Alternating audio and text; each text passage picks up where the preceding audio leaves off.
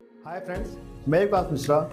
आज का टॉपिक है why we are invest in real estate. इसमें कुछ पॉइंट्स हैं, हमें रियल एस्टेट में इन्वेस्ट क्यों करना चाहिए। पहला पॉइंट है प्रॉपर्टी वैल्यू, दूसरा पॉइंट है income from real estate, third point tax benefit, fourth point leverage in property and final long term investment.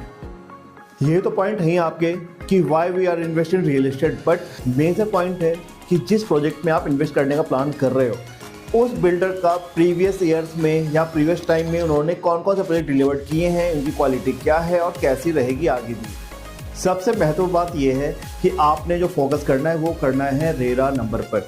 अगर कोई बिल्डर अगर किसी प्रोजेक्ट पे आप जा रहे हो, इन्वेस्टमेंट करने का प्लान बना रहे हो या उनके प्रॉपर्टी आप लेना चाह रहे हो, तो सबसे पहले आपको ये चेक करना है कि वो रेरा रजिस्टर्ड है या नहीं है।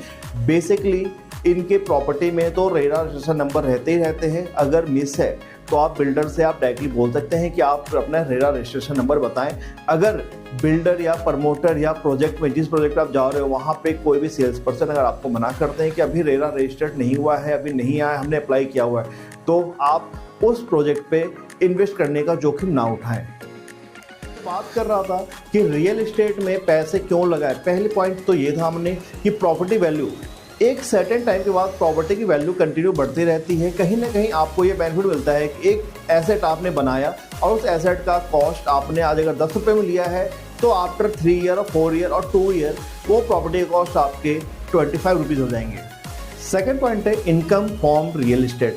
अब इनकम फ्रॉम रियल एस्टेट कहने मतलब ये है कि कहीं ना कहीं आप प्रॉपर्टी बाय करते हो, किसी सोसाइटी के अंदर आपने फ्लैट ले लिया या सोसाइटी के अंदर आपने शॉप ले लिया या फिर आपने किसी भी कमर्शियल प्रॉपर्टी में आपने ऑफिस ले लिए, रिटेल ले लिए, तो उससे आपका एक सोर्स ऑफ इनकम बन जाता है। अगर आपने उससे रेंट आउट कर दिया अगर, तो आपके वो इनकम ऑफ सोर्स बन जाते हैं, आप वहाँ से पैसे आप कमा सकते हैं। थर्ड पॉइंट है टैक्स बेनिफिट। कहीं ना कहीं जब प्रॉपर्टी बाय करते हो, जब रजिस्टर्ड करवाते हो, तो आपको उस पर टैक्स में बेनिफिट मिलता है, इनकम टैक्स में भी आपको इसमें छूट मिलती है। फोर्थ पॉइंट था लेवरेजिंग इन रियल एस्टेट। इसका मतलब ये हुआ कि कहीं ना कहीं आपकी 100% प्रॉपर्टी की कॉस्ट आती है तो उसमें आपने सिर्फ 10% पेमेंट करना है। उसके बाद आपका बिल्डर बायर एग्रीमेंट आप एग्जीक्यूट हो जाता है।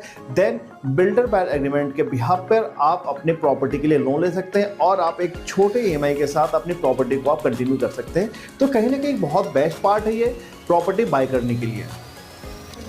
लॉन्ग टाइम इन्वेस्टमेंट, इसमें फ़ायदा ये है कि आज की डेट में कभी भी हम प्रॉपर्टी बाय करते हैं, अगर हम लॉन्ग टर्म में जाते हैं तो आपकी प्रॉपर्टी कॉस्ट आपकी डबल और ट्रिपल हो ही जाती है। तो इसलिए किसी कभी भी अगर हम प्रॉपर्टी में प्लान कर रहे हैं तो हमें लॉन्ग टर्म इन्वेस्टमेंट के प्लान के हिसाब से ही करना चाहिए।